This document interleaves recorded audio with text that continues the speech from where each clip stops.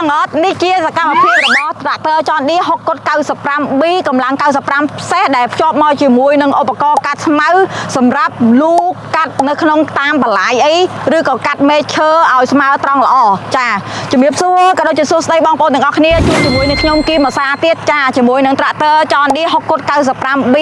ដែលភ្ជាប់មកជាមួយនឹងម៉ាស៊ីនត្រជាក់ចាសម្រាប់ត្រាក់ទ័រចនឌីបងប្អូនមិនមែនមានត្រឹមតែ95សេសទេគឺមានគ្រប់ model ទាំងអស់តែម្ដងហើយបងប្អូនដឹងអត់ថាពីអត្ថប្រយោជន៍នៃត្រាក់ទ័រដែលប្រើជាមួយនឹងម៉ាស៊ីនត្រជាក់ទី1តើតោជាមួយនឹងបងប្អូនទាំងអស់គ្នាធ្វើការក្រោមកម្ដៅថ្ងៃក្ដៅខ្លាំងចាគឺ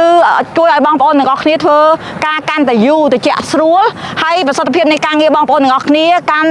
តែមានប្រសិទ្ធភាពខ្ពស់ផងដែរហើយមួយទៀតតើតោជាមួយនឹងពេលបេកភ្លៀងយកឲ្យមានខ្លាចត្រូវខាច់ភ្លៀងបងប្អូនគឺ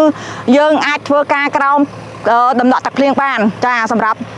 ត្រាក់ទ័រដែលប្រើម៉ាស៊ីនត្រជាក់ហើយម្យ៉ាងទៀតសម្រាប់បងប្អូនដែលមានការបាញ់ថ្នាំប្រើសម្រាប់ការបាញ់ថ្នាំគឺបងប្អូនគួរតែប្រើជាមួយនឹងត្រាក់ទ័រចនឌីដែលប្រើម៉ាស៊ីនត្រជាក់ចាបងប្អូនចាជួយឲ្យបងប្អូនងាយស្រួលប្រើមែនតែនសម្រាប់តែបងប្អូនត្រូវការជាមួយនឹងត្រាក់ទ័រចនឌីដែលប្រើជាមួយនឹងម៉ាស៊ីនត្រជាក់ចាអរគុណច្រើនបងប្អូនបើសិនបងប្អូនមានចម្ងល់អីបន្ថែមទៀតឬក៏សាកសួរព័ត៌មានកុំភ្លេចតាក់ទងមកខាងក្រុមការងារខ្ញុំអរគុណច្រើនជំរាបលា